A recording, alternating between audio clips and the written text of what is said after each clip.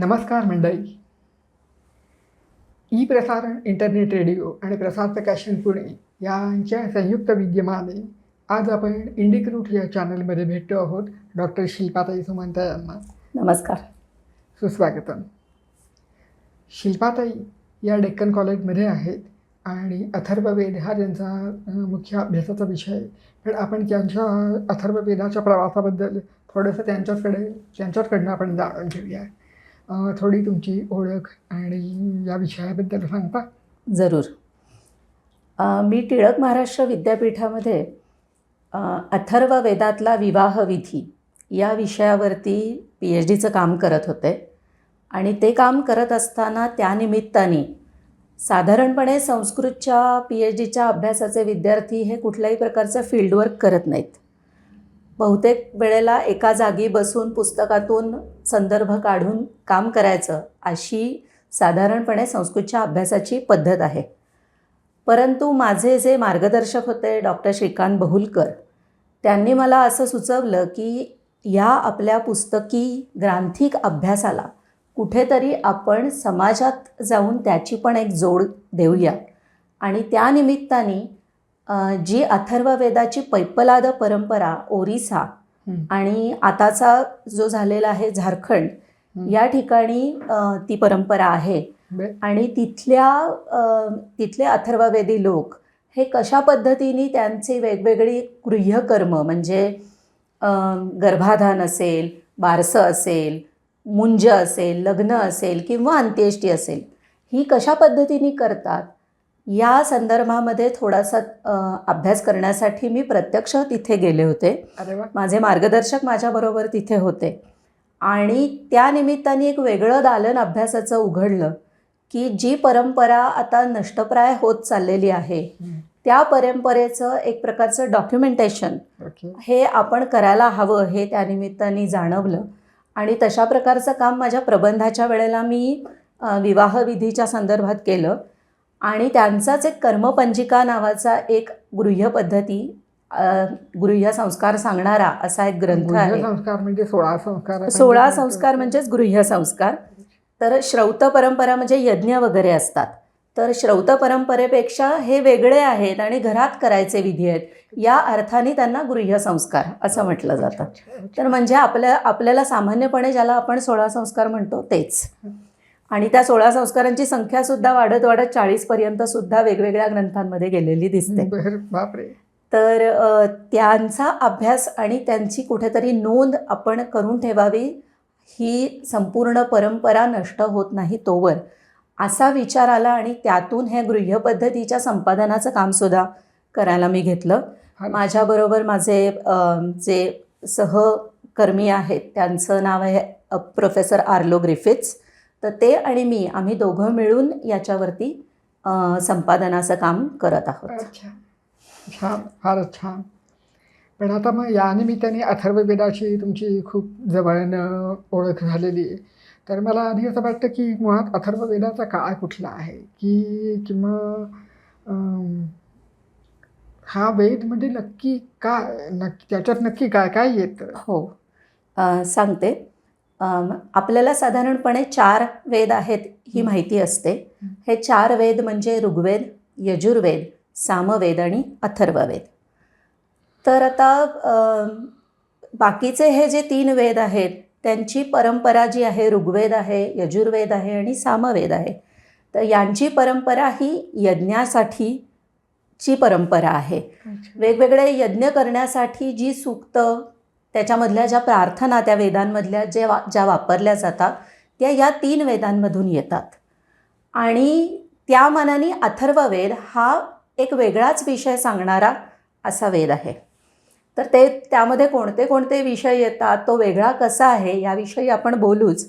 पहिल्यांदा तुमचा जो प्रश्न आहे की अथर्ववेदाचा काळ कोणता, तर आपण जरी क्रमाने ऋग्वेद, यजुर्वेद, सामवेद आणि अथर्ववेद असं म्हणत असलो तरीसुद्धा ऐतिहासिक दृष्टीने पाहायला गेलो तर ऋग्वेद आणि अथर्ववेद यांची रचना साधारणपणे एकाच वेळी झालेली आहे.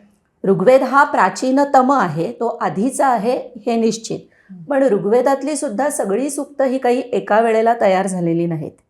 ही सूक्त वेगवेगळ्या पिढ्यांमधल्या लोकांनी तयार केली आणि त्यांचं संकलन करत करत, संहिता या शब्दाचा अर्थ संकलन असा आहे. अच्छा. तर वेगवेगळ्या पिढ्यातल्या लोकांनी एकत्र करून अच्छा. अशा प्रकारे जी संकलित केली ती संहिता. बर बर. तर त्यामुळे ऋग्वेदातली सूक्तंसुद्धा ही एका वेळेला तयार झालेली नाहीत. त्यामुळे ऋग्वेदातली जुनी सूक्तं ही प्राचीन काळातली असू शकतात, आधीच्या काळातली असू शकतात, पण ऋग्वेदातली काही नवी सूक्तं आहेत ज्याच्यामध्ये नवे विषय आहेत. जसं की श्रद्धा ही देवता त्याच्यामध्ये येते, किंवा मन्यू म्हणजे ज्याला आपण राग म्हणतो, तर त्या रागालाच शरण जायचं की त्यामुळे आपला क्रोध राग कमी होईल.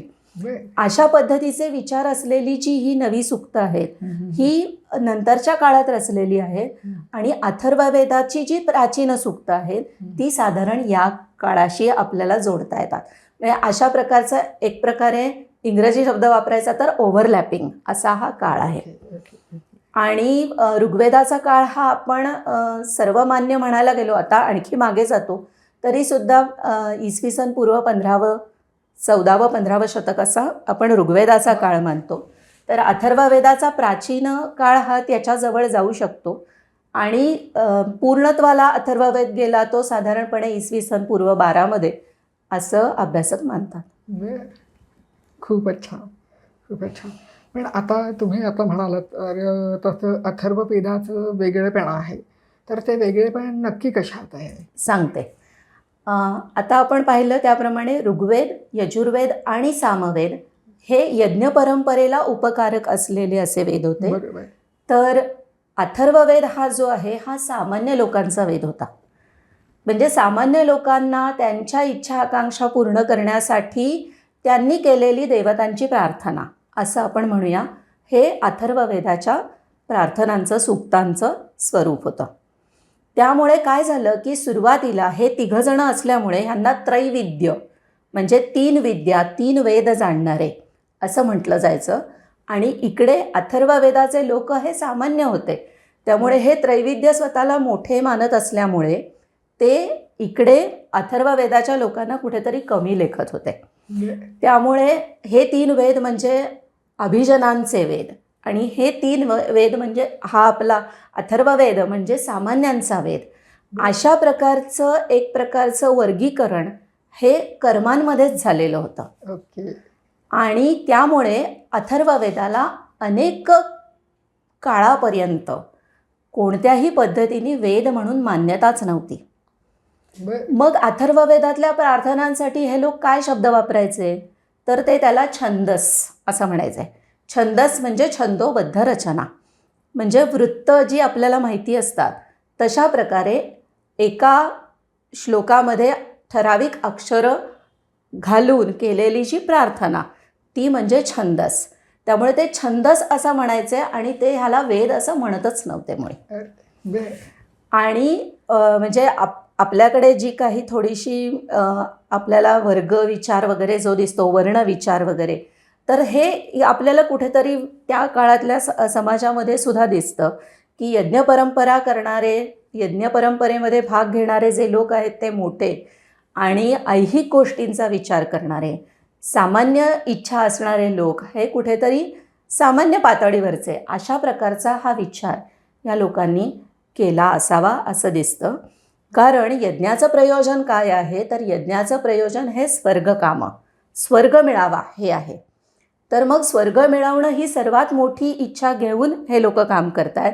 आणि इकडे ही मुलं काय, हे लोक काय म्हणतात, आम्हाला मुलं बाळं होऊ देत, आम्हाला समृद्धी मिळू देत, आमचं धनधान्य वाढू देत. तर म्हणजे कुठेतरी या जगापुरताच विचार करणारे हे लोक आहेत असं त्यांना वाटायला लागल्यामुळे त्यांनी या लोकांना थोडं वेगळं ठेवलं. अर्थातच ह्याच इच्छा आकांक्षा या इतर वेदात दिसत नाहीत असं मुळीच नाही. आपण पाहिलं तर इतर वेदांमध्ये सुद्धा या प्रार्थना आहेत. वेगवेगळे यज्ञसुद्धा, आता आपल्याला पुत्रकामेष्टी यज्ञ माहिती आहे की दशरथांनी म्हणजे मुलगा होण्यासाठी म्हणून केलेला तो यज्ञ होता. तर अशा प्रकारचे इच्छा धरून यज्ञसुद्धा केले जातच होते. पण कुठेतरी ह्या लोकांना वेगळं ठेवावं, कारण हे फक्त तेवढाच विचार करतात असं त्यांना त्यावेळी वाटत होतं. आणि स्वतःच्या ऐहिक इच्छा आकांक्षा पूर्ण करण्यासाठी ह्या लोकांची मदत समाजातली प्रत्येक व्यक्ती घेत होती, हेही तितकंच खरं आहे. पण अशा पद्धतीने त्रैविद्य म्हणजे 3 महत्त्वाचे वेद आणि अथर्ववेद असा मुळातच वेगळेपणा झाला. हा वेगळेपणा त्याच्यातल्या विचारांमुळे झालेला आहे आणि त्याच्याबद्दल आपण मग बोलूयात पुढे. चालेल. पण मग हा म्हणजे या छंदसला अथर्ववेद अशी मान्यता नक्की कधी मिळाली? हं. ह्या ज्या सगळ्या अथर्ववेदातल्या प्रार्थना होत्या, त्याच्यामध्ये एक मोठा विषय जो आहे त्यातल्या प्रार्थनांचा, तो राजाच्या विषयीच्या प्रार्थना आहे. म्हणजे राजाला राज्य मिळावं किंवा राजा होऊ इच्छिणाऱ्या व्यक्तीला राज्य मिळावं किंवा त्याच्या शत्रूंवरती त्यांनी विजय मिळवावा, आपलं गेलेलं राज्य परत मिळावं, अनेक व्यक्तींमधून एका विशिष्ट व्यक्तीची राजा म्हणून नेमणूक व्हावी, या सगळ्याचा विचार आणि अशा प्रकारच्या इच्छा व्यक्त करणाऱ्या प्रार्थना या अथर्ववेदामध्ये होत्या. त्यामुळे मग हे राजे लोक अथर्ववेदी लोकांकडे त्या निमित्ताने यायला लागले. आणि मग आता कौटिल्य अर्थशास्त्रामध्ये असं म्हटलं आहे की राजाकडे जसा त्याचा आचार्य असतो, ज्याच्याकडून तो इतर गोष्टी शिकतो, किंवा राजाकडे जसे मंत्रीगण असतात, तसंच राजाच्या दरबारात एक पुरोहित असला पाहिजे. आणि हा पुरोहित कोण आहे तर तो अथर्ववेदी आहे. आणि ह्या ज्या सगळ्या राजाच्या अपेक्षा आहेत की त्याला शत्रूवरती विजय मिळवायचा आहे, त्याला आपलं राज्य वाढवायचं आहे, तर या सगळ्या इच्छा या अथर्ववेदाच्या कर्मांच्या साह्याने तो पूर्ण करून घेत असे. आणि त्यामुळे मग हळूहळू अथर्ववेदाला सुद्धा राजाश्रयच मिळाला, तेव्हा त्याला समाजामध्ये मान्यता मिळायला लागली. तोवर लोक अथर्ववेदाच्या कर्मांचा, प्रार्थनांचा उपयोग करून घेतच होते, पण केवळ त्याला वेद ही मान्यता न देता. ओके. पण मग त्याला राजाश्रय मिळाल्यानंतर मग त्याला वेद ही मान्यता पण नंतर मिळाली. बरोबर. ओके. पण मग आता हा अथर्ववेद हा कसा पसरलेला आहे, त्याच्या शाखा किती, काय?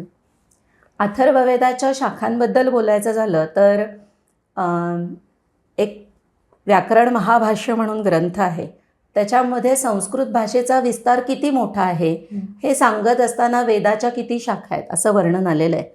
तर त्याच्यामध्ये अथर्ववेदाच्या 9 शाखा आहेत असं म्हटलेलं आहे. अथर्ववेदाचाच एक ग्रंथ आहे, सहाय्यक ग्रंथ ज्याला म्हणता येईल, त्याला चरणव्यूह असं त्याचं नाव आहे. तर त्याच्यामध्ये सुद्धा अथर्ववेदाच्या 9 शाखा आहेत असं म्हटलेलं आहे. पण आताच्या परिस्थितीमध्ये म्हणजे गेल्या काही शतकांपर्यंत आपल्याला या सगळ्या शाखा तर काही उपलब्ध नव्हत्या. आपल्यापर्यंत आलेल्या 2च शाखा आहेत, त्या म्हणजे एक म्हणजे शौनक आणि दुसरी म्हणजे पैप्पलाद, जिचा उल्लेख मी माझ्या अभ्यासाच्या वेळेला माहिती सांगत असताना केला. तर अशा पद्धतीने शौनक आणि पैप्पलाद या 2 शाखा उपलब्ध आहेत. त्यातली शौनक शाखा जी आहे त्याच्यामधल्या ग्रंथांचा अभ्यास हा पुरेसा झालेला आहे, बऱ्यापैकी झालेला आहे. पुरेसा म्हणजे काय तर निदान त्यांची शौनक संहिता किंवा त्या शाखेचं असलेलं ब्राह्मण म्हणजे गोपथ ब्राह्मण याचा त्याचं जे श्रौतसूत्र म्हणजे यज्ञ कशा पद्धतीने करायचे या संदर्भातलं जो ग्रंथ असतो ते म्हणजे वैतानसूत्र. आणि इतर आता हे 16 संस्कार आहेत किंवा इतर कर्म जी आहेत ती कर्म करण्यासाठीचं असं जे आहे ते कौशिकसूत्र, हे सगळे शौनक शाखेमधले महत्त्वाचे ग्रंथ. तर यांचं प्रकाशन, यांचं संपादन हे आपल्याला 19व्या शतकामध्ये झालेलं दिसतं. पण दुसरी जी पैप्पलाद शाखा आहे त्याची पैप्पलाद संहिता, त्याचं एकमेव हस्तलिखित हे काश्मीरमध्ये शारदा लिपीमध्ये होतं आणि त्याची सुद्धा पहिली काही पानं 5-6 पानं गहाळ झालेली होती. आणि एकमेव पोथी असल्यामुळे त्याच्यामध्ये खूप चुका, भ्रष्ट झालेलं अशा पद्धतीचं ते असल्यामुळे लोकांनी त्याचा अभ्यास बाजूलाच ठेवला, काही कामच नाही केलं त्याच्यावरती. नंतरच्या काळामध्ये साधारणपणे 1956च्या आसपास दुर्गामोहन भट्टाचार्य म्हणून कलकत्त्याचे एक विद्वान होते, त्यांना ओरिसामध्ये अनेक पोथ्या मिळाल्या पैप्पलाद संहितेच्या, ज्या उडिया लिपीमध्ये लिहिलेल्या आहेत. तर त्याच्यावरती त्यांनी काम केल्यानंतर साधारणपणे आता जवळजवळ 2016मध्ये संपूर्ण संहिता ही पूर्णपणे प्रकाशित झालेली अशी आपल्याला मिळाली. त्यामुळे आताशी तर संहिता प्रकाशित झाली आहे, त्यामुळे त्याचं इतर सगळं साहित्य आणि त्या संहितेचा सगळा अभ्यास या गोष्टी अजून बाकी आहेत. त्यामुळे जे काही काम करणं शक्य आहे आता किंवा जे करण्याची गरज आहे ते पैपलाद शाखेशी निगडीत असं आहे. पण मी या दोन सोडून बाकीच्या शाखा कुठल्या होत्या? या दोन सोडून तौद, मौद, जाजल, जलद किंवा चारण वैद्य अशा प्रकारच्या या शाखा होत्या, ज्या आपल्याला फक्त आता म्हणजे फक्त त्यांची नावं आपल्याला ग्रंथांमध्ये मिळतात, त्यांच्या संदर्भातली काही माहिती मिळत नाही. यातली चारण वैद्य संदर्भात जर बोलायचं झालं तर चारण वैद्य म्हणजे ज्याला आपण आजच्या भाषेमध्ये वैदू म्हणू, की जे फिरतात एका जागेवरून दुसऱ्या जागेवर आणि लोकांचा औषधोपचार करतात लोकांना, तशा पद्धतीचे हे लोक होते. आणि अथर्ववेदातला जो मोठा भैषज्य म्हणजे औषधोपचारासंबंधीचा भाग आहे, तो सगळा भाग या चारण वैद्य लोकांनी तयार केलेला असावा आणि जतनही केलेला असावा असं वाटतं. याच्याच वरून आयुर्वेदाची जी आपल्याला संहिता दुसरी माहिती आहे, चरक संहिता, तर चरक या शब्दाचा अर्थ सुद्धा फिरणार आहे. त्यामुळे चारण वैद्य आणि चरक हे साधारण एक प्रकारचेच लोक असावेत असं वाटतं. हे खूप रंजक आहे. बरोबर आहे. मग आता म्हणजे या शाखा झाल्या, मगाशी एका संहितेतली शौनक संहितेतली हे मिळाले, पण अथर्ववेदाचे असे मुख्य ग्रंथ कोणते? अथर्ववेदाचे मुख्य ग्रंथ जे आहेत ते म्हणजे या दोन्हीही शौनक आणि पैपलाद या दोन्हीही शाखेच्या संहिता. त्यानंतर गोपथ ब्राह्मण हे शौनक शाखेशी संबंधित आहे. अथर्ववेदाच्या पैपलाद शाखेला दुसरं कुठलंही ब्राह्मण नाही आहे. त्यानंतर वैतानसूत्र आणि कौशिकसूत्र हे सुद्धा अथर्ववेदाच्या शौनक शाखेशीच संबंधित आहेत. पैपलाद शाखेच्या लोकांकडे फक्त आता त्यांचे गृह्य पद्धती म्हणून संस्कारांशी संबंधित असणारेच असे कर्मपंजिका आणि कर्मसमुच्चय असे ग्रंथ आहेत. या व्यतिरिक्त अथर्ववेदाला पांचकल्पिन असं म्हणतात. पांचकल्पिन म्हणजे 5 कल्प. कल्प म्हणजे पुन्हा विधी, कर्म, म्हणजे वेगवेगळी कर्म कशी करावीत या संदर्भातल्या जो सगळा भाग येतो त्याला कल्प असं म्हटलं जातं. तर अथर्ववेद हा कर्मनिष्ठ असाच वेद आहे. तर पांचकल्पिन अशी त्याची एक संज्ञा आहे. पांचकल्पिन म्हणजे ह्याच्यात या शाखेमध्ये 5 कल्प, 5 प्रकारची कर्म ही सांगितलेली आहेत. ही कोणती आहेत तर एक आहे नक्षत्रकल्प, म्हणजे नक्षत्रांशी संबंधित असलेल्या सगळ्या गोष्टी किंवा नक्षत्रांची शांती वगैरे करण्यासाठीचा सगळा भाग हा या नक्षत्रकल्पात येतो. दुसरा जो भाग आहे तो आहे शांतिकल्प, म्हणजे वेगवेगळ्या प्रकारच्या ज्या शांती असतात. जुळी मुलं जन्माला आली म्हणून करायची शांत ही आपल्याला परिचयाची आपण कितीतरी वेळेला बघतो. किंवा विशिष्ट मुहूर्तावर जन्माला आलं असेल एखादं मूल, किंवा एखाद्या विशिष्ट विशिष्ट काळी एखाद्या व्यक्तीचं निधन झालेलं असेल तर कराव्या लागणाऱ्या शांती असतात. तर अशा प्रकारच्या शांती आहेत. किंवा अद्भुत शांती असा एक भाग आहे. अद्भुत शांती म्हणजे काय तर प्रचंड पाऊस कोसळतोय किंवा विजा कडकडतायत किंवा भूकंप झाला, अशा प्रकारच्या काही भौतिक घटना असतील की ज्याच्यावरती मनुष्याचा ताबा नाही आहे, अशा प्रकारच्या घटनांची सुद्धा शांती करण्यासाठीचा भाग हे सगळं शांतिकल्पामध्ये येतं. अशी दुष्काळाची वगैरे पण करतात. कशाची? दुष्काळ वगैरे. हो, दुष्काळ वगैरे पडला तर त्याच्यासाठी काय करायचं, ओला कोरडा दोन्ही प्रकारचा दुष्काळ. तर अशा प्रकारे त्यासाठी करायची कर्म ही त्याच्यामध्ये आहे. किंवा विशिष्ट आता कबूतर हा पक्षी आपल्याकडे अशुभ मानलेला आहे. मग तो जर का घरात आला तर काहीतरी अशुभ वार्ता येईल किंवा काहीतरी अशुभ घटना घडेल अशी कल्पना असावी. त्यामुळे मग त्यांनी अशा प्रकारचे पक्षी किंवा अशुभ प्राणी जर का घरात आले तर त्यासाठी करायची शांती. अशा प्रकारच्या असंख्य शांती ह्या शांतिकल्पामध्ये सांगितल्यात. आणि आज आपल्याला परिचित असलेली वास्तुशांत ही सुद्धा अथर्ववेदी परंपरेमधून आलेली आहे. त्यामध्ये असणारे जे सगळे मंत्र आहेत ते सुद्धा अथर्ववेदातले. अथर्ववेदामध्ये एक शाला सूक्त म्हणून आहे. शाला सूक्त, शाला म्हणजे घर. तर घर बांधत असताना आपण काय काय प्रकारे भूमीची प्रार्थना कशी करायची, ते घर बांधत असतानाची जी प्रक्रिया आहे त्याचं वर्णन आहे. सर्वात मधोमध एक खांब रोवायचा आणि मग त्याच्या भोवतीने घर बांधायचं, अशा पद्धतीची ती सगळी कल्पना आहे. तर ही शाला म्हणजे घर कसं बांधायचं हे सूक्तही आहे.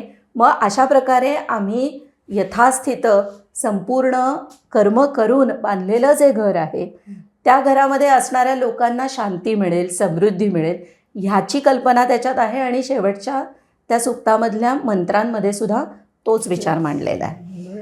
तर अशा प्रकारे वास्तुशांतीची कल्पना जी आहे ती अथर्ववेदामधून नंतर इतर वेदांनी सुद्धा घेतलेली आहे. तर हे 2 झाले, नक्षत्रकल्प, शांतिकल्प, हे पंचकल्पातले 2 झाले. तिसरं जे आहे ते म्हणजे संहिताकल्प. संहिता म्हणजे मंत्रांमध्ये जे जे काही वेगवेगळी कर्म सांगितलेली आहेत त्या मंत्रांचा उपयोग करून ती कर्म कशा पद्धतीने करायची हे सांगणारा जो कल्प तो म्हणजे संहिताकल्प. हा सगळा भाग कौशिक सूत्रामध्ये येतो. त्याच्यानंतरचा पुढचा जो कल्प आहे तो वैतानकल्प.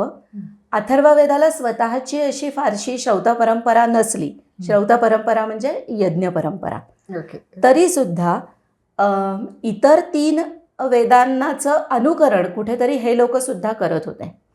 त्यामुळे त्यांनी असं ठरवलं की आपण यज्ञ केला तर आपल्याला महत्त्वाचं स्थान हे समाजामध्ये मिळेल. बरोबर. त्यामुळे त्यांनीसुद्धा स्वतःची एक यज्ञ परंपरा ही विस्तारली केली. आता ती थोडक्या प्रमाणामध्ये आहे पण ती आहे. आणि ती श्रौत परंपरा ह्या वैतानकल्पामध्ये सांगितलेली आहे. आणि सर्वात शेवटचा जो कल्प आहे तो खूप मजेशीर आहे, सगळ्यांना आवडेल असा आहे. तो म्हणजे अंगिरस कल्प. हा अंगिरस कल्प अभिचार म्हणजे जादूटोण्याशी संबंधित आहे. आणि अथर्ववेदाला एक हीन स्वरूप जे मिळालं त्याच्यामध्ये एक कारण हे आहे की तो अभिचार सांगणारा असा वेद आहे. म्हणजे इथे अभिचार शब्दाचा अर्थ जादूटोणा असा आहे. तर जादूटोणा हा दोन्ही प्रकारासाठी केला जाऊ शकतो की एक चांगली गोष्ट घडावी. म्हणजे आता जी औषधोपचाराची सूक्त मी म्हटलं तुम्हाला, तर ही औषधोपचाराची जी सूक्त आहेत त्याच्यामध्ये एखाद्या रुग्णाला बरं वाटावं अशी चांगली कल्पना, चांगली इच्छा त्याच्या मागे आहे. पण ती कुठल्याही पद्धतीने शास्त्रीय आधार त्याला त्या काळामध्ये नसल्यामुळे ती जी काही जी कर्म केली जात त्यासाठीची ती एक प्रकारचा जादूटोणाच होती. ही चांगला जादूटोणा ज्याला म्हणू आपण, किंवा इंग्रजीमध्ये त्याला ते लोक व्हाईट मॅजिक असं म्हणतात. तर अशा प्रकारचा भाग त्याच्यामध्ये आहे. तशाच प्रकारे काळी जादू ज्याला म्हणू असा भागसुद्धा आहे की ज्याच्यामध्ये माझं चांगलं होण्यासाठी एखाद्या यक्ष व्यक्तीचं वाईट व्हावं ही कल्पना आहे. आणि अशा प्रकारचे मंत्रसुद्धा तुम्हाला अथर्ववेदात मिळतात. तिथे अमुक असा जो आपण शब्द वापरतो की अमुक अमुक म्हणजे कोणीतरी, तर त्या अमुक असा शब्द तिथे वापरलेला असतो. त्याच्या जागी तुमच्या शत्रूचं किंवा ज्याचं वाईट व्हायला तुम्हाला अपेक्षा आहे त्याचं नाव घाला आणि तो मंत्र म्हणा. अशा प्रकारचा भाग त्याच्यामध्ये येतो. तर हा सगळा जो भाग आहे हा अंगिरस कल्पामध्ये आलेला आहे. अशा प्रकारे हे 5 कल्प अथर्ववेदाचे आहेत. 5ही कल्पांचे ग्रंथ किंवा हे उपलब्ध, संहिता उपलब्ध? हो, नक्षत्रकल्प आणि शांतिकल्प हे अथर्व परिशिष्ट म्हणजे परिशिष्टात्मक राहिलेले जे भाग आहेत जे संहितेमध्ये समाविष्ट करता आले नाहीत काही कारणाने, तर हे सगळे भाग या परिशिष्टामध्ये आलेले. अंगिरस कल्प म्हणून स्वतंत्र हस्तलिखित आपल्याला ओरिसा झारखंडमध्ये मिळतात. आणि संहिताकल्प म्हणजे कौशिक सूत्र आणि वैतानकल्प म्हणजे वैतान सूत्र हे पण ग्रंथ उपलब्ध आहेत. म्हणजे बऱ्यापैकी पैकी अंगिरस कल्पाचं पूर्णपणे संपादन झालेलं नाही, बाकीचे ग्रंथ हे संपादित आहेत. आमचे गुरुजी जेव्हा यायचे तर तेव्हा त्यांच्याकडे एक पोथी असायची अश्वलायन गृह्यसूत्र. तर ती यातल्या कशातली? अश्वलायन गृह्यसूत्र हे ऋग्वेदाशी संबंधित आहे. अच्छा. म्हणजे ऋग्वेदाच्या पद्धतीने ऋग्वेदी परंपरेतले लोक हे त्यांचे संस्कार कशा पद्धतीने करतात अच्छा. याची माहिती त्या अश्वलायन गृह्यसूत्रामध्ये. अच्छा. तर ते अश्वलायन हे त्या व्यक्तीचं नाव आहे ज्यांनी ते तयार केलं, ओके. म्हणून अश्वलायन गृह्यसूत्र. अच्छा. आणि गृह्यसूत्र हा भाग जरी अथर्ववेदात येत असला तरी प्रत्येक वेदाला पण त्याची हो, त्याची अशी होय, हे आहे. हो. कारण असं आहे की वेदी लोक हे पूर्वी घरातल्या लोकांशी किंवा घराशी संबंधित ऐहिक गोष्टींशी म्हणूया अशा शी संबंधित असले तरीसुद्धा नंतर एक शाखाभिमान प्रत्येकाचा निर्माण झाला. मग हे ऋग्वेदी किंवा यजुर्वेदी लोकांना असं वाटायला लागलं की आपण आपली कर्म करण्यासाठी अथर्ववेदी लोकांना कसं बोलवायचं. मग त्यांनी अथर्ववेदातली कल्पना घेतल्या आणि स्वतःची अशी सूत्रही तयार केली आणि त्या पद्धतीने मग त्यांनी त्यांचे कर्म करायला सुरुवात केली. त्यामुळे गृह्यसूत्र म्हणजे गृह्यविधींशी संबंधित पूर्वी संहिता काळामध्ये अथर्ववेद असला तरीसुद्धा नंतरच्या काळामध्ये विशिष्ट त्या कर्मांशी संबंधित ग्रंथ तयार झाले. त्यावेळेला प्रत्येक वेदशाखेमध्ये त्याचं गृह्यसूत्र त्याचं श्रौतसूत्र हे तयारच झालं. तरीसुद्धा काही विषय असे आहेत जे केवळ आणि केवळ अथर्ववेदामध्येच आलेले. म्हणजे जसं भैषज्य औषधोपचार हा विषय हा इतर वेदांमध्ये फारसा आलेला नाही. हा फक्त कुठेतरी एखाद दोन मंत्रांमध्ये जर का आला असेल तर त्याला आपण मुख्यत्वे करून आला असं म्हणू शकत नाही. अथर्ववेदामध्ये जवळजवळ 1/3 मंत्र हे औषधोपचाराशी संबंधित आहेत. हे फार महत्वाचं. म्हणजे आयुर्वेदाचं मूळही अथर्ववेद. आयुर्वेदाचं मूळ हे सुद्धा अथर्ववेद हेच म्हणता येईल. कसं आहे की अशा प्रकारचे हे मंत्र अथर्ववेदामध्ये वाढत चालले आणि त्यावेळेला मग त्यांनी आयुर्वेद असा एक उपवेद निर्माण केला. पण त्यातलं मूळ जे आहे हे आपल्याला अथर्ववेदामध्ये दिसतं.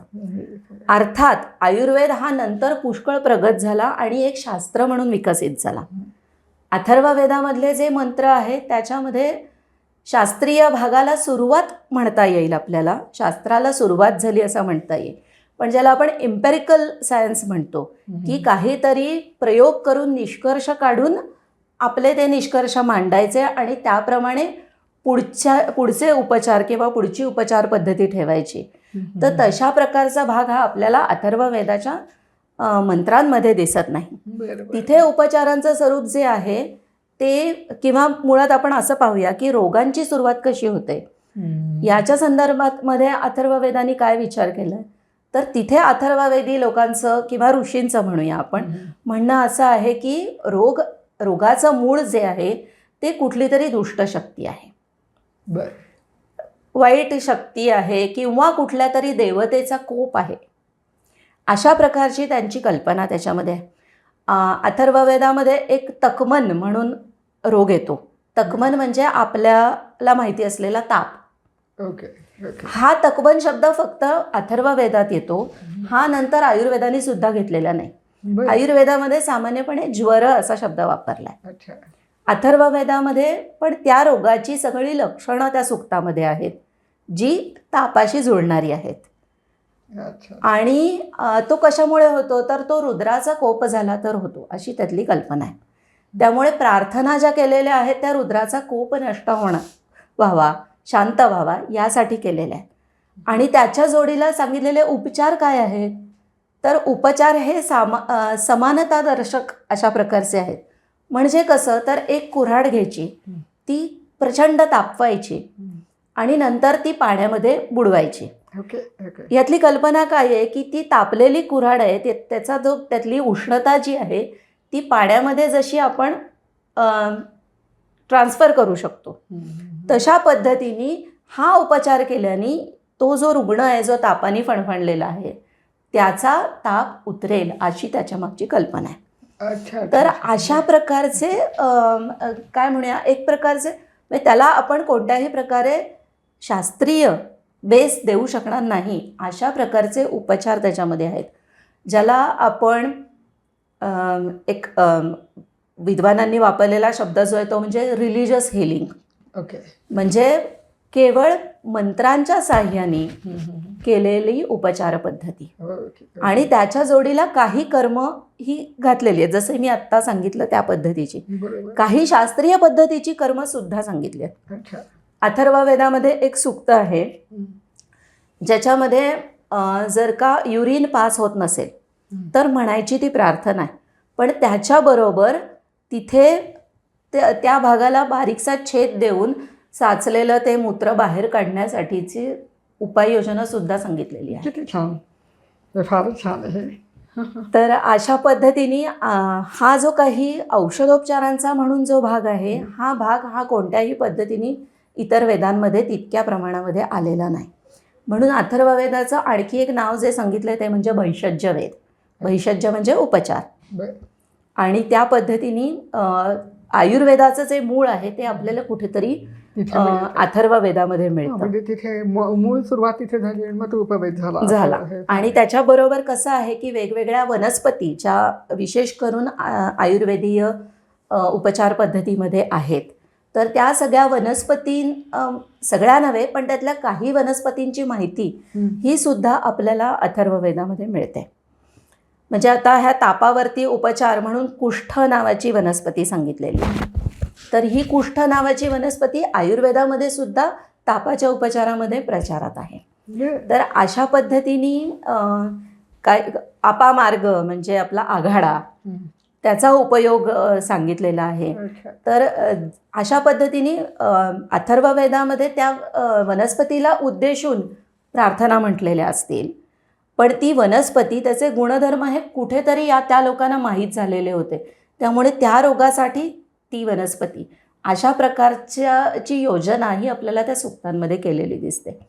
आणि त्याचा कुठेतरी आपण शास्त्रीय पद्धतीने शोध घ्यायला गेलो तर आपण कुठेतरी ज्याला आपण शास्त्रीय पद्धतीने उपचार करण्याच्या पर्यंत त्याला आणता येऊ शकेल. बरोबर. अगदीच महत्त्वाची ही गोष्ट आहे. मग आता हे सगळं बघितलं, आता मग अशी अथर्ववेदाचं एक नाव सांगितलं भैषज्य वेद, तर अशी अजून काही वेगळी नावं आहेत? अशी अजून वेगवेगळी नावं आहेत. एक आपण मगाशी जाता जाता उल्लेख केलेला होता तो म्हणजे राजाशी संबंधित असणारी कर्म. अशा सूक्तांचा सुद्धा एक गट आपल्याला अथर्ववेदामध्ये दिसतो आणि त्याच्यावरून त्याला क्षत्रवेद असं नाव ठेवलेलं आहे. तर याच्यामध्ये सुद्धा काही गमतीशीर अशा प्रकारची कर्म ही सांगितलेली आहेत. त्या राजाला त्याचं राज्य परत मिळवण्यासाठी काय काय करता येईल या संदर्भातली. तर आणखी सैन्याला जोश युद्ध सुरू होण्यापूर्वी मिळावा म्हणून एक दुंदुभी सूक्त म्हणून आहे.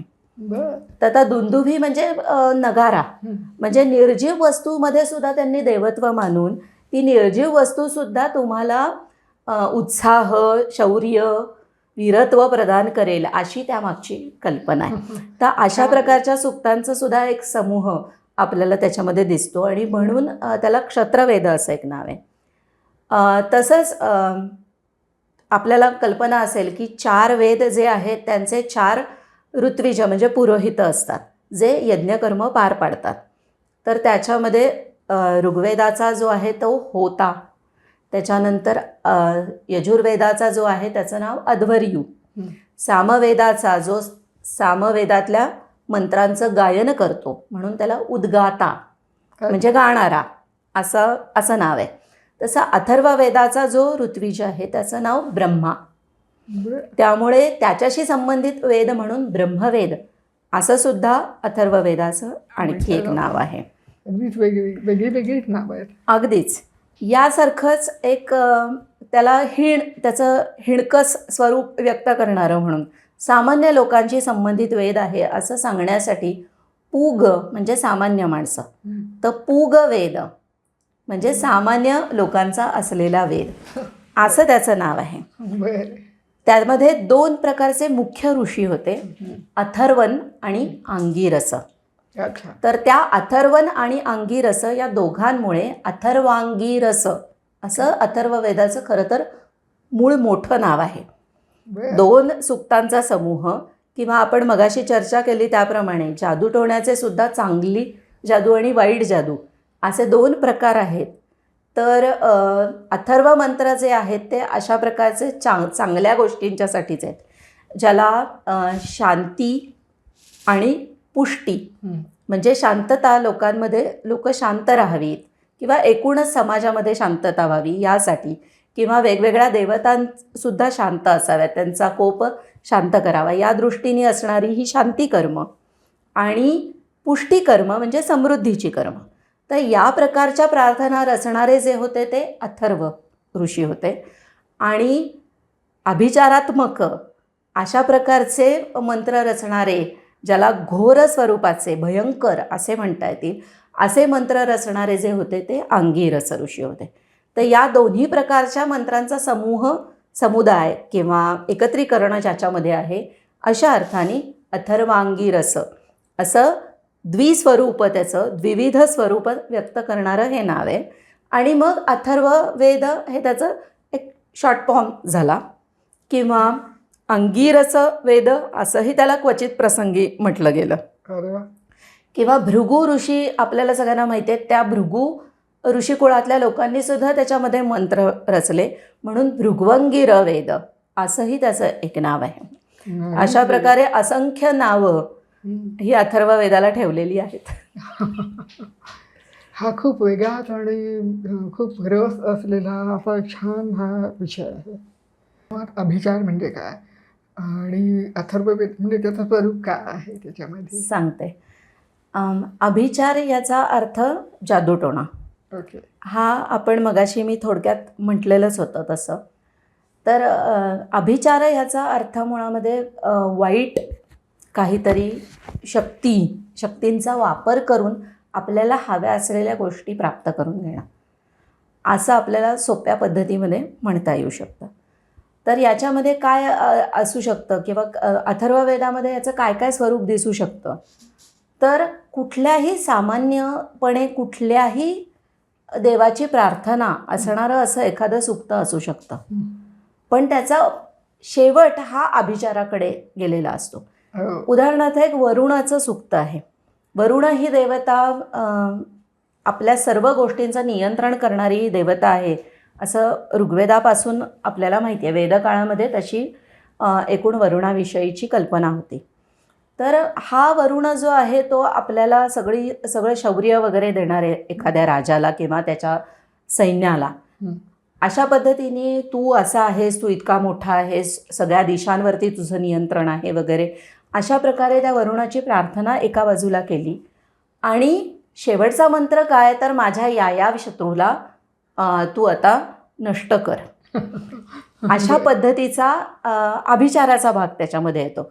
याला म्हणायचं अभिचार, की जी काही आपण प्रार्थना केली आहे ती सुद्धा कशाच्या उद्देशाने केली आहे, तर ही जी गोष्ट आहे एखाद्या व्यक्तीचं वाईट व्हावं या उद्देशाने केलेली आहे. तर अशा प्रकारे आणि अशा प्रकारचा अभिचार हा आपल्याला अथर्ववेदातल्या कित्येक सुक्तांमध्ये दिसतो, कित्येक प्रार्थनांमध्ये दिसतो. याच्यामध्ये सर्व प्रकारचे लोक आहेत.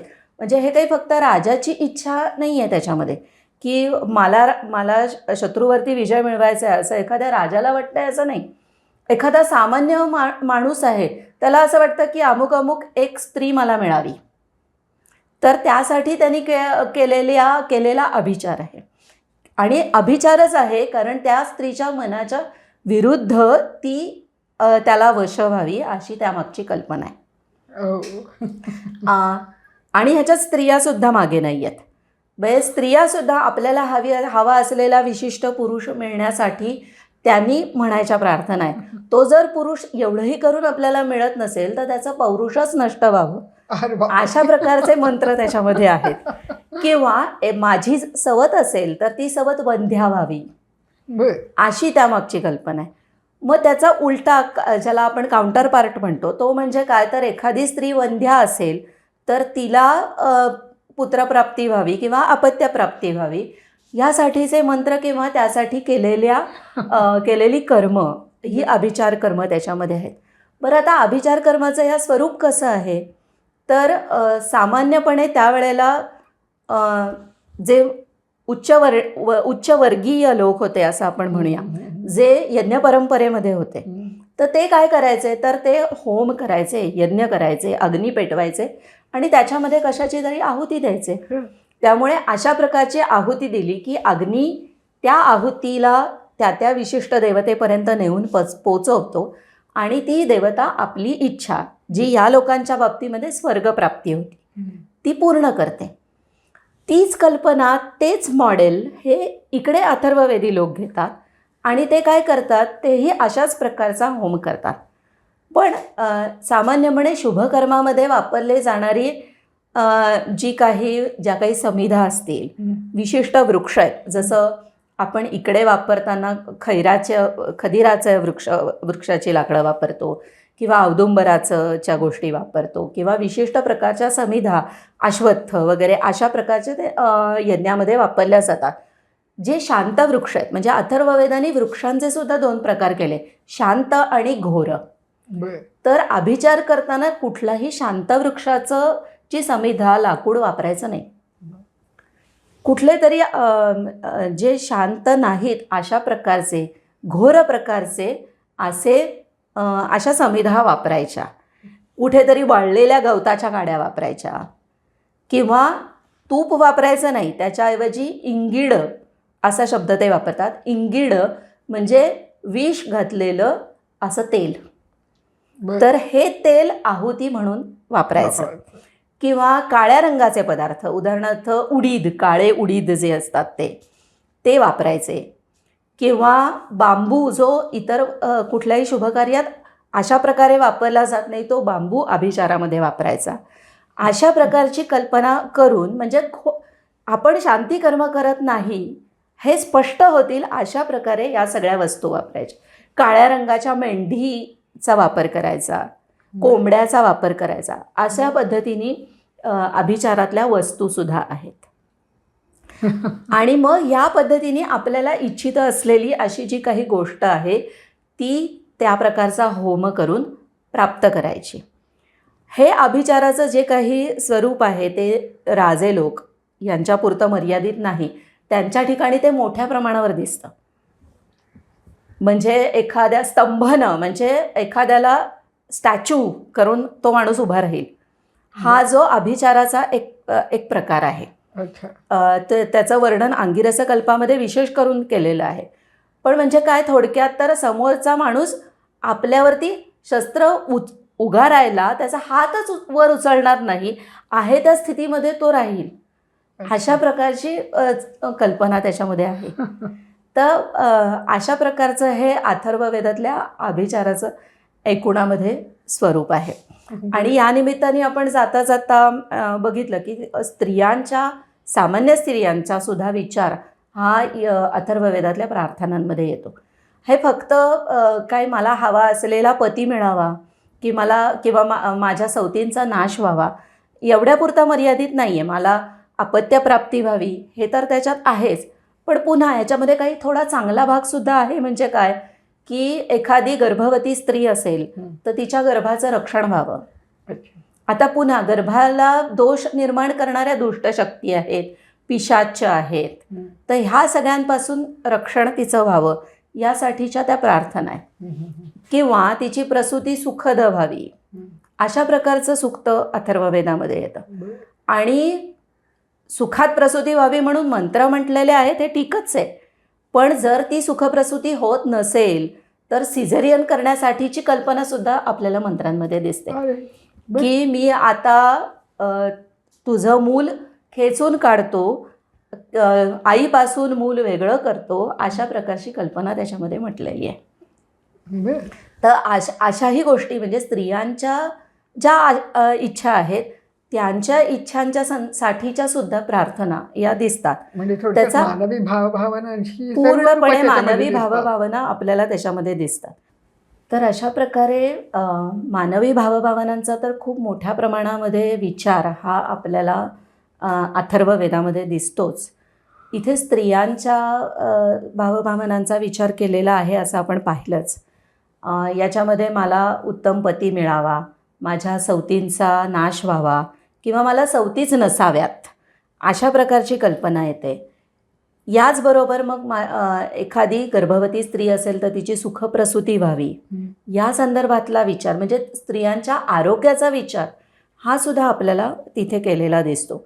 मग एखादी स्त्री सुंदर होण्यासाठी, तिचे केस लांब होण्यासाठीच्या प्रार्थना त्याच्यामध्ये आहेत. अशा प्रकारे स्त्रियांच्या विश्वाशी संबंधित अशा गोष्टी या आपल्याला अथर्ववेदामध्ये दिसतात. केवळ स्त्रियांच्या असंच नाही, तर सर्वसामान्य माणसांच्या ज्या काही इच्छा आहेत, त्यांच्या काही भावभावना आहेत, त्या पूर्णत्वाला जाव्यात या प्रकारच्या प्रार्थना या आपल्याला अथर्ववेदात दिसतात. अथर्ववेदामध्ये एक मोठा गट जो आहे तो पुष्टी मंत्रांचा आहे. पुष्टी म्हणजे समृद्धी. तर समृद्धी ही वेगवेगळ्या प्रकारची असते. ऐहिक समृद्धी अपेक्षित आहे इथे. आत्तापुरतं आपण बोलताना तत्त्वज्ञानाचा भाग आपण त्याच्यानंतर पाहूच. पण पुष्टी मंत्र हे कसे आहेत मग? तर याच्यामध्ये शेती करतानाचे मंत्र आहेत. म्हणजे तुम्ही बीजारोपण करताना, बी पेरतानापासून काय काय करायला हवं आहे किंवा काय प्रकारची काळजी घ्यायची आहे आणि कोणत्या प्रकारचे मंत्र म्हणायचे आहेत, असा दोन्ही भाग त्याच्यामध्ये येतो. आणि असं केल्यामुळे भरपूर पीक आपल्याकडे यावं, आपल्या पिकाचं रक्षण व्हावं, अनावश्यक पाऊस पडायला नको पण आवश्यक तितका पडला पाहिजे, किंवा वीज कोसळून कुठेतरी आपल्या पिकाचं नुकसान होऊ नये, गारा पडू नयेत, अशा प्रकारचे सगळे मंत्र हे आपल्याला ह्या कृषी कर्माशी संबंधित असे दिसतात. आणि त्याचप्रमाणे व्यापारी एखादा प्रवासाला निघालेला आहे, तर तो प्रवासाला जात असताना चांगली इच्छा व्यक्त करतो की माझ्या ज्या काही वस्तू आहेत त्या लोकांना आवडाव्यात, लोकांनी त्या भरभरून विकत घ्याव्यात, आपल्याला त्या निमित्ताने आपली भरभराट व्हावी, अशा प्रकारचं एक वाणिज्य सूक्त हे सुद्धा आपल्याला अथर्ववेदामध्ये दिसतं. आता हा प्रवासाला निघाला त्यावेळी म्हणायचं सूक्त आहे ते. अशाच प्रकारे कोणीही मनुष्य हा प्रवासाला निघालेला असेल तर रस्त्यामध्ये प्रवासामध्ये कुठल्या अडचणी येऊ नयेत, जंगली पशूंनी आपल्यावरती हल्ला करू नये, दरोडेखोरांनी आपल्याला कुठेतरी लुटू नये वाटेवरती, अशा प्रकारच्या सगळ्या कल्पना येणारी अशी काही सूक्त ही आपल्याला अथर्ववेदामध्ये दिसतात. त्यांना स्वस्त्ययन म्हणतात. अयन म्हणजे जाणं आणि स्वस्ती म्हणजे शुभकारक. आपलं जाणं, आपला प्रवास हा शुभ व्हावा, चांगला व्हावा, अशा प्रकारच्या या सगळ्या प्रार्थना आहे. आणखी एक महत्त्वाचा भाग आपण अजून बोललो नाही, पण अथर्ववेदाचा आणखी एक वैशिष्ट्य असं आहे की अथर्ववेदामध्ये काही सूक्त आहेत जी लोकांमध्ये सामंजस्य निर्माण व्हावं, समाजामध्ये सामंजस्य निर्माण व्हावं यासाठी रचलेली आहेत किंवा तयार झालेत म्हणूया. रचणं ह्याच्यामध्ये कुठेतरी जी कृत्रिमता आहे ही या वेदसूक्तांमध्ये कुठेच अपेक्षित नाही. ती त्यांना उत्स्फूर्तपणे ती त्यांच्या मनामध्ये आलेली सूक्त आहे. त्यामुळे ती त्यांनी रचली असं कधीच म्हणत नाहीत. ती त्यांना दिसली म्हणजे त्यांचा त्यांनी अनुभव घेतला, अशा प्रकारची त्यामागची कल्पना आहे. तर ही जी काही सूक्त आहेत यांना साममनस्य असं म्हणतात. साममनस्य म्हणजे काय, तर लोकांची मनं एकत्रित व्हावी. आपल्याला ऋग्वेदातली शेवटची प्रार्थना माहिती आहे, संगच्छध्वम संवदध्वम. तशाच प्रकारचे विचार हे आपल्याला या साममनस्य प्रार्थनांमध्ये दिसतात की आपल्या घरामध्ये मुलगा हा वडिलांच्या आज्ञेमध्ये असावा किंवा आईवडिलांचा ऐकणारा असावा, त्यांच्यामध्ये कुठेतरी दुमत नसावं किंवा पतीपत्नींमध्ये दुमत नसावं, ते एक विचाराने पुढे जाणारे असावेत, किंवा एक घरातला जो कर्ता पुरुष आहे त्याच्याशी घरातल्या सर्व लोकांचं वागणं हे चांगलं असावं, खेळीमेळीचं वातावरण घरामध्ये असावं, अशा प्रकारच्या प्रार्थना आपल्याला दिसतात अथर्ववेदामध्ये. आणि फक्त हे घरापुरतं मर्यादित न ठेवता मग समाजातले वेगवेगळे जे घटक आहेत ते सुद्धा एकत्रित असावेत. एखाद्या सभेमध्ये सर्व प्रकारच्या लोकांचं जर का प्रतिनिधित्व असेल तर त्या सभेमध्ये सगळे एकविचाराने जावेत, अशा प्रकारच्या प्रार्थना त्याच्यामध्ये आहेत. आणि एवढं करून जर विसंवाद झालाच तर तो विसंवाद दूर करण्यासाठी काय करावं, या प्रकारचे च्या प्रार्थना त्याच्यामध्ये आहेत. मला एखाद्या हा विषय माणसाचा फार आवडला, हा हो. फार आवडला. आणि एखाद्या माणसाला प्रचंड राग आलेला आहे आपल्याबद्दल, तर त्याचा राग शांत करण्यासाठी काय करावं, अशा प्रकारच्या प्रार्थनासुद्धा आलेल्या आहेत. त्यामुळे जर का आपण केवळ सामनस्य सूक्तांचा अभ्यास केला किंवा त्यातले विचार आचरणात आणण्याचा प्रयत्न केला तर समाजामध्ये खूप मोठी शांती नांदेल, याबद्दल काहीही शंका नाही. फार सुंदर, फार छान.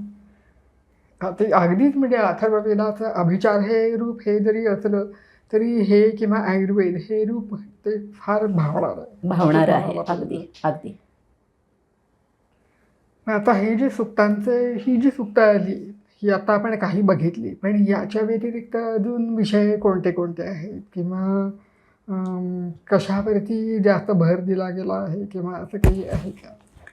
मगाशी मी म्हटलं तसं की कुठलंच सूक्त हे फक्त चांगल्या विचारांचं किंवा फक्त वाईट विचारांचं असं नाही, तर संमिश्र स्वरूपाच्याच अशा या प्रार्थना आहेत. त्यामुळे त्याच्यामध्ये कुठला भाग जास्त आणि कुठला भाग कमी असं आपल्याला सांगता येणार नाही. दोन्हीही प्रकारचे विचार तितक्याच उत्कटपणे मानलेले आहेत असं आपण म्हणू शकतो निश्चितपणे. की माझ्या शत्रूचा नाश व्हावा अशा प्रकारची जी शापवाणी आहे ही सुद्धा तितक्याच आतून आलेली आहे, तितक्याच उत्कटतेने आलेली आहे. आणि समाजामध्ये शांतता निर्माण व्हावी हा विचार किंवा शांती सुक्तासारखा विचार, पृथ्वी शांती देव शांती, म्हणजे फक्त समाजामध्ये माणसांनी निर्माण केलेली शांती नव्हे तर निसर्गामध्ये सुद्धा एक प्रकारची शांती असावी, हा विचार सुद्धा तितक्याच आतून आलेला आहे. फार छान आहे हा विचार, फार छान. तर मग हे असे सुक्तांचे विषय झाले, पण अथर्ववेदाच्या कर्मकांडाबद्दल आपण मगाशी थोडंसं बघितलं, पण त्याच्याबद्दल अजून थोडंसं विस्ताराने आपण बघू शकतो. चालेल, सांगते. आता आपण अगदी सुरुवातीला पाहिलं तसं की 16 संस्कार हा जो भाग आपण बघितला की मुंज असेल, लग्न असेल, अंत्येष्टी असेल, तर या प्रसंगांमध्ये उपयोगी पडणारे असे मंत्र हे आपल्याला अथर्ववेदामध्ये दिसतात.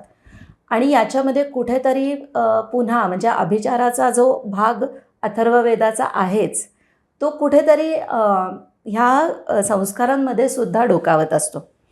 एक छोटंसं उदाहरण फक्त सांगते एका संस्काराचं. हा संस्कार जो आहे ते अथर्ववेदाचं पहिलंच सूक्त आहे. त्या सूक्ताचं नाव आहे मेधाजनन. मेधा म्हणजे बुद्धी. तर नुकत्या जन्मलेल्या बाळाच्या ठिकाणी बुद्धी निर्माण व्हावी याच्यासाठीची ती प्रार्थना आहे. तर आता ही प्रार्थना करत असताना संस्कारही मेधाजननाचा करायचा असतो.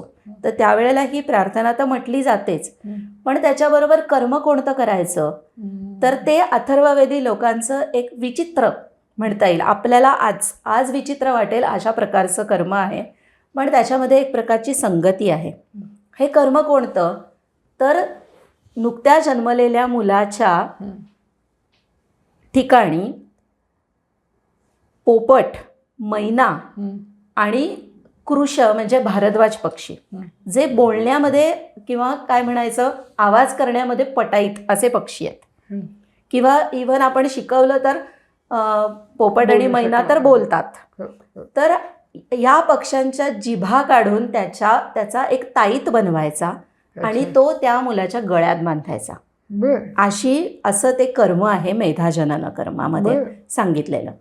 आता याच्यामध्ये संगती कशी आहे, तर हे जे शुक, सारिका म्हणजे मैना किंवा भारद्वाज हे पक्षी आहेत, हे ज्या पद्धतीने बोलतात तशा पद्धतीचं बोलणं या मुलाच्या ठिकाणी यावं, ही त्यामागची कल्पना आहे. म्हणजे इथे कुठेतरी आपल्या गुणधर्मांचं एका ठिकाणच्या गुणधर्मांचं दुसऱ्या ठिकाणी रोपण करणं हे त्याच्यामध्ये अभिप्रेत आहे. ट्रान्सफर ज्याला म्हणू आपण, ही त्याच्यामध्ये अभिप्रेत आहे. आणि त्याच्यामुळे पण आज आपण अशा प्रकारचा विचार करायला गेलो तर आपल्याला ते भयानक कर्म वाटेल की कुठनं पक्षी घेऊन यायचे, त्यांच्या जिभा कुठनं आणायच्या, त्या बांधायच्या कुठे. बांधण्यावरनं एक आठवलं की ताईत हा जो शब्द आपण वापरतो सामान्यपणे, तशा प्रकारे अथर्ववेदामध्ये मणी अशी एक कल्पना आहे. बरं. तर बऱ्याच कर्मांमध्ये मणी म्हणजे ताईत. तर विशिष्ट वस्तूंचे असे ताईत बनवायचे, मणी बनवायचे आणि त्यांचा वापर करायचा. अशा प्रकारची एक कर्मांमध्ये अथर्ववेदाच्या बऱ्याच कर्मांमध्ये येणारा भाग आहे. एक चांगलं उदाहरण सांगते. हे जसं जिभांचं सांगितलं तसं एक चांगलं उदाहरण पाहायचं झालं तर विवाहामध्ये जी वधू आहे तिला मधुघ म्हणजे आपली ज्येष्ठमध, तर ज्येष्ठमध तिच्या हातामध्ये बांधतात. ज्येष्ठमध्याचा मणी, मधुघ मणी असा शब्द तिथे वापरला आहे, तर तो वापरतात. आता इथे सुद्धा ज्येष्ठमध्येचे जे मधुर गुण आहेत ते त्या मुलीच्या ठिकाणी संक्रमित व्हावेत, हा त्यामागचा उद्देश आहे. अशाच प्रकारचा ज्येष्ठमधाचा वापर एक मनुष्य, एक पुरुष एका स्त्रीला वश करण्यासाठी सुद्धा वापरतो की माझ्या ठिकाणी चांगली माझी वाणी गोड व्हावी, ज्या योगे मी तिला तिचा कौतुक करू शकेन, तिला संतुष्ट करू शकेन, अशा प्रकारची त्यातली कल्पना आहे. पण अशा प्रकारचा मण्यांचा वापर हा एक अथर्ववेदाच्या कर्मकांडामध्ये असतो. राजाला काही मणी दिलेले आहेत ज्या योगे तो चक्रवर्ती होईल, किंवा कुठले आजार दूर करण्यासाठी सुद्धा मण्यांचा वापर सांगितलेला आहे.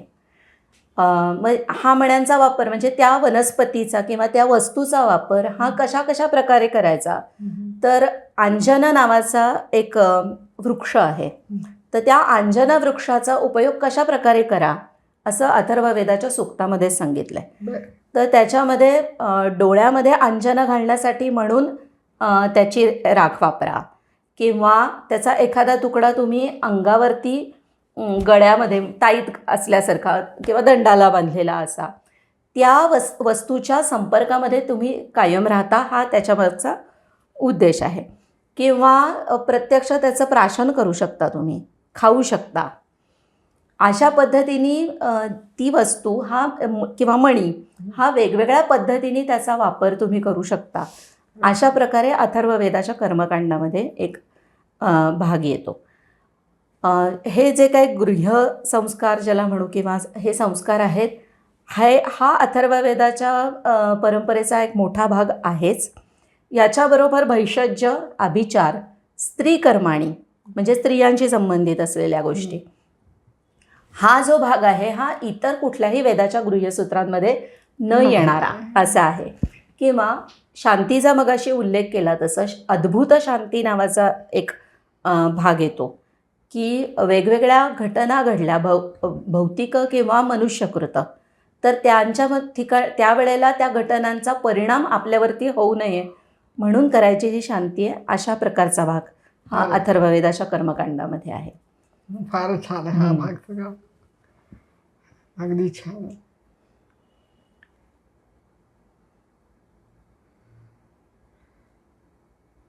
तर आपण अथर्ववेदातील तत्वज्ञानाचे विचार काही आढळतात का? हो, तत्वज्ञानाबद्दल बोलूच या, कारण आपल्याला असं वाटेल की फक्त कर्मकांड चांगलं वाईट याच्याशीच संदर्भात फक्त अथर्ववेद आहे की काय, तर तसं नाही आहे. अथर्ववेदामध्ये एक ऋग्वेदामधला आलेला जो तत्वज्ञानाचा विचार आहे तो कुठेतरी पुढे नेण्याचं काम वेदाने निश्चित केलेलं आहे. अच्छा.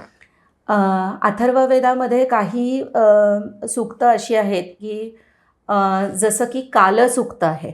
इथे काल हे एक तत्व मानलेलं आहे जो सगळ्यांचं नियंत्रण करणार आहे, आणि आपल्याला काळ ही संकल्पना माहिती आहे जी पुढे आणखी मृत्यू ह्यापर्यंत विस्तारली गेलेली आहे. पण मग तो काळच कसा पूर्वी पण होता, आता पण आहे, पुढे पण असणार आहे, किंवा तोच कशा सगळ्या गोष्टी निर्माण करतो आहे, अशा प्रकारचं एक कालसूक्त हे अथर्ववेदामध्ये येतं. किंवा आणखी ब्रह्मोदन म्हणून एक कल्पना आहे की त्यालाच तिथे ब्रह्म म्हणजे श्रेष्ठ मानलेले आहे. ओदन म्हणजे भात, म्हणजे अन्नब्रह्माची कल्पना कुठेतरी तिथे आपल्याला दिसते. बरं बरं. तर अशा प्रकारे अथर्ववेदामध्ये तत्वज्ञानाचा भाग हा सुद्धा मोठा आहे. आलेला आहे. किंवा अथर्ववेदामध्ये एक कामसूक्त आहे. काम म्हणजे इच्छा. तर त्या इच्छेलाच शरण गेलेले आहेत हे लोक अच्छा. आणि त्यालाच त्यांनी देवत्व कल्पना दिलेली आहे. आणि कुठलीही गोष्ट ही कशाने होते किंवा कुठलीही निर्मिती ही कशाने होते, तर त्याच्यामागे इच्छा ही पहिल्यांदा असायला पाहिजे. बरं. अशा प्रकारचं ते कामसूक्त आहे. बरं. किंवा ऋग्वेदात किंवा इतर संहितांमध्ये आलेलं पुरुषसूक्तसुद्धा इथे आलेलं आहे. तर अशा प्रकारे एकूण तत्वज्ञानाचा भाग हा सुद्धा अथर्ववेदामध्ये आलेला आहे आणि तो पुढे नेण्याचं काम हे उपनिषदांनी केलं आहे. अच्छा. आणि आपण जर पाहिलं तर मुंड, मांडुक्य वगैरेची महत्त्वाची प्रश्न ही सगळी महत्त्वाची उपनिषदं जी आहेत ती अथर्व परंपरेतली आहेत असं मानलं जातं. अरे वा. आणि नंतरच्या काळामध्ये तयार झालेलं कुठलीही विद्या ज्याला उपनिषद असं पुढे म्हणायला लागले, ती सगळी उपनिषदं इतर वेदांना न जोडता अथर्व वेदाला जोडलेली आहेत. अरे बरं.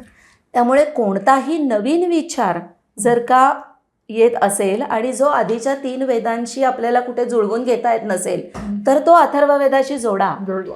असा हा भाग त्याच्यामध्ये आहे. कारण अथर्ववेदामध्ये खरोखर अशा पद्धतीचे वेगवेगळे विचार आलेले आहेत आणि नव्याचं स्वागत पण आहे.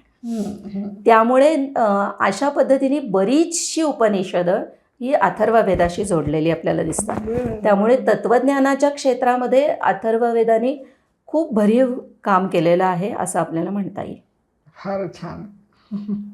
पण मग आता या अथर्ववेदाच्या अनुयायांची सद्यस्थिती काय आहे? सद्यस्थिती म्हणाल तर मगाशी उल्लेख केला त्याप्रमाणे शौनक आणि पैप्पलाद या 2 शाखा आपल्याला माहितीच्या आहेत किंवा त्यांचं साहित्य, त्यांचे ग्रंथ उपलब्ध आहेत. यापैकी शौनक शाखा जी होती ती भारताच्या पश्चिम भागामध्ये होती. म्हणजे महाराष्ट्र, गुजरात, राजस्थान किंवा काही प्रमाणामध्ये बिहार या ठिकाणी शौनक शाखा होती असं मी म्हणते आहे. कारण आता शौनक शाखेचे वैदिक लोक म्हणजे विद्वान किंवा जे वेदपठण करू शकतात असे वेदमूर्ती आणि शौनक परंपरेने आपली कर्म करून घेणारे त्यांचे अनुयायी सामान्य लोक हे दोघंही आता उरलेले नाहीत. याचं एक कारण असं आहे की मुळातच अथर्ववेदी लोकांची संख्या ही कमी होती. त्रैविद्य म्हणजे उरलेल्या 3 वेदांचे जे अनुयायी होते त्यांची संख्या ही मोठी होती. त्यामुळे हे लोक ज्या पद्धतीने राजाश्रय मिळेल त्या पद्धतीने स्थलांतर करून वेगवेगळ्या ठिकाणी गेले. त्यामुळे त्यांचं एक असं स्वतःचं स्थान असं काही शिल्लक राहिलं नाही असं आपल्याला म्हणता येईल. त्यामुळे अथर्ववेदी लोकांची संख्या ही कुठेतरी हळूहळू स्कॅटर्ड अशा पद्धतीने ते वेगवेगळ्या ठिकाणी पसरत गेले. पण ते तिथे वाढले प्रत्येक वेळेला असं म्हणता येणार नाही. म्हणजे ते विखुरले पण रुजले पण रुजले असतीलच असं नाही. कारण तो राजाश्रय संपला की पुढे काय असे प्रश्न त्यांचे निर्माण होऊ शकतात. काही राजांनी या अथर्ववेदी लोकांना काही गावं दान दिली आहेत. त्याला अग्रहार असं म्हणतात. तर अशा प्रकारचे काही अग्रहार हे आपल्याला गुजरातमध्ये किंवा ओडिशातल्या काही भागामध्ये आपल्याला दिसतात की जिथे फक्त आणि फक्त अथर्ववेदी लोक राहतात. अशा प्रकारच्या वसाहती अशा आपल्याला निश्चितपणे दिसतात. पण दुसरं आणखी एक कारण त्यामागचं असं आहे की अशा प्रकारचे मगाशी वर्णन केलं त्या पद्धतीचे काहीतरी अघोरी प्रकारचे विचित्र अशी कर्मविधी ते सांगत असल्यामुळे जे स्वतःला उच्च समजत होते अशा लोकांना ते साधे विधी कसे तरी विचित्र वाटायला लागले, जे इतर समाजातल्या मोठ्या घटकांमध्ये पाळले जात नव्हते. त्यामुळे अथर्ववेदाचे जे अनुयायी होते त्यांना सुद्धा कुठेतरी लाज वाटायला लागली की आपण करतोय हे कुठले तरी जुने पाने काहीतरी उपाय तर नव्हेत. असं करून त्यांचंही त्या वेदाकडे थोडंसं त्यांनी पाठ फिरवली आणि ते लोकंसुद्धा कुठेतरी इतर मुख्य परंपरेमध्ये आले. किंवा मग अथर्ववेदी वैदिकांना जर उपजीविका मिळत नसेल तर ते लोकंसुद्धा इतर वेदांकडे वळले. त्यांनी इतर वेदशाखांचं अध्ययन सुरू केलं आणि त्यांच्या पद्धतीने त्यांना हवी तशी कर्म करून द्यायला सुरुवात केली. यामुळे हे जे मुळातले अथर्ववेदी लोक होते ते वेगळ्या वेदाचा त्यांनी अंगीकार केला आणि ते वेगळ्या वेदाचे असे झाले. यामुळे शौनक शाखा ही तर आज नामशेष आहे. पैपलाद शाखेचं काय आहे तर पैपलाद शाखेचे काही लोक अजून आहेत आणि त्या पद्धतीने ते आपली कर्म अथर्ववेदाच्या पद्धतीने करून घेत आहेत. पण त्यांचीही संख्या कुठेतरी हळूहळू कमी होते आहे आणि त्यामुळेच त्यांचे जे काही कर्म ते करतात किंवा कोण वैदिक लोक अजून संपूर्ण संहिता म्हणू शकतात, कोण लोक अथर्ववेदाच्या पद्धतीने कर्मकांड करतात, त्यांची एक नोंद होणं हे आवश्यक काम असं शिल्लक आहे. ह्याचं पुनरुज्जीवन होण्याचीही एक प्रक्रिया मधल्या काळामध्ये सुरू झालेली आहे. कांची कामकोटीचे शंकराचार्य आहेत. कुठल्याही वेद नष्ट होऊ नये यासाठी प्रयत्नशील असल्यामुळे कांची कामकोटीचे शंकराचार्य काही वेदपाठशाळांना अनुदान देतात आणि तिथे पैपलाद शाखा शिकवली जावी यासाठी प्रयत्न करतात किंवा इव्हन शौनक शाखा शिकवली जावी यासाठी प्रयत्न करतात. पण आता मुळात जन्मानी अथर्ववेदी असणारे लोक फार कमी आहेत. पैपलादी अथर्ववेदी आहेत जन्मानी, पण शौनक आहेत असे कमी आहेत. ऋग्वेदी लोक असतील किंवा यजुर्वेदी लोक असतील जे आता अथर्ववेद संहितेचा अभ्यास करतात आणि त्याचं पठण परंपरा त्यांनी सुरू ठेवलेली आहे. कांची कामकोटी शंकराचार्यांचा जसा उल्लेख केला तसं उज्जैनला जे महर्षी सांदीपनी वेदविद्या प्रतिष्ठान आहे ती केंद्र सरकारच्या अंतर्गत येणारी संस्था आहे. तर ते सुद्धा अशा प्रकारे काही वेदपाठशाळांना अनुदान देतात आणि तिथे सुद्धा काही सुरू झालेले आहेत. तर हे अशा प्रकारचं पुनरुज्जीवन अथर्ववेदाचं करण्याचं काम हे गेल्या काही काळापासून गेल्या 1 दशकापासून सुरू आहे असं आपण म्हणू शकतो. फार मोठ्या अगदी महत्त्वाचे खूप छान हे झालं. पण मग आपल्या महाराष्ट्रामध्ये कुठली परंपरा होती? मगाशी सांगितलं पण महाराष्ट्रामध्ये शौनक परंपरा होती. पण आता शौनक परंपरेचे अथर्ववेदी शिल्लक नाहीत. महाराष्ट्रामध्ये काही प्रमाणात त्यांची ग्रंथसंपदा उपलब्ध आहे, हस्तलिखित स्वरूपात उपलब्ध आहे. तर त्यांचा वापर आपण निश्चितपणे करू शकतो. ग्रांथिक परंपरा तरी आपण पुनरुज्जीवित करू शकतो. फारच छान, फारच छान. खूप अथर्ववेदाची अगदी वेगळी जी माझ्या कल्पनेत सुद्धा नव्हती अशी ओळख आपण आज करून घेतली आणि त्यातलं आयुर्वेदाचं किंवा मग अशी जे शांतीमंत्र तुम्ही हे जे सांगितलं तर ते सगळं मला अतिशय आवडलं आणि आपला वाचकांना श्रोत्यांना पण आवडलं असेल असं मला नक्की वाटतं.